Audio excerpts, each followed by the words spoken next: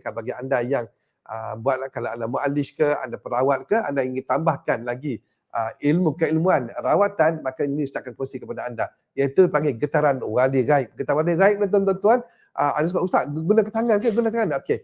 Nak Ustaz nak beritahu tuan-tuan, bukan setakat tangan yang anda boleh guna, bahkan body anda sendiri anda nak boleh gunakan untuk mana? Tak perlu sampai rumah kan scan. Macam nak scan rumah Ustaz belakang tu. Background belakang nak scan.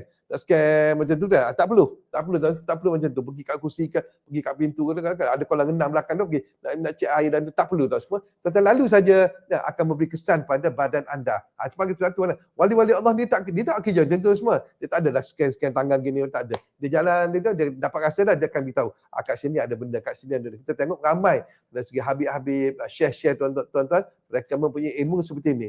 Getaran-getaran gaib pada diri mereka. Mereka tak ada berguna tangan, guna apa. Kadang-kadang mereka guna tongkat je.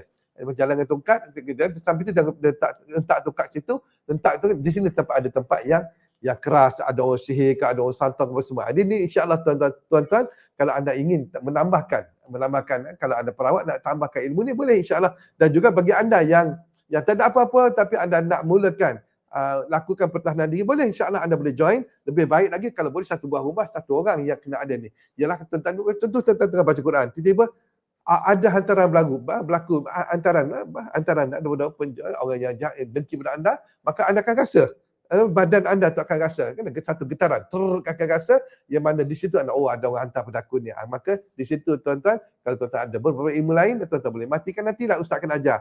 Kalau tuan-tuan dari sesi ruangan ada kita nak matikan benda yang tertanam, benda hantaran kita nak mati, macam mana nak kita nak tarik toyo, nak itu semua ada dan dia daripada pengajian lepas-lepas. Jadi kalau anda nak tahu boleh berlanjut boleh, tapi ini adalah untuk mewujudkan getaran pada seluruh badan anda, bukan setakat tangan saja, seluruh hatta kita dah tangan anda, telinga anda, hidung anda, kaki anda, semua akan rasa kalau ada energi dekat, cuba nak menyentuh diri anda ataupun berada berdekatan dengan anda. Kalau anda contoh, kalau anda pergi ke kedai tu ada pakai benda atau semua, tuan masuk tuan rasa. Ini tuan-tuan, sebab tu kita nak wali-wali Allah kan, dia nak pergi makan satu kedai, dia tunggu dalam kereta tengok, oh kedai ni tak boleh lah, pakcik tak makan kedai, pakcik nak makan kedai sana. Macam tu. Kenapa? Sebab getaran ada pada diri dia. InsyaAllah perkara ini akan berlaku pada anda. InsyaAllah kalau boleh join Ustaz pada jam 9 malam, itu 17.91 dalam getaran wali gaib. Assalamualaikum warahmatullahi wabarakatuh.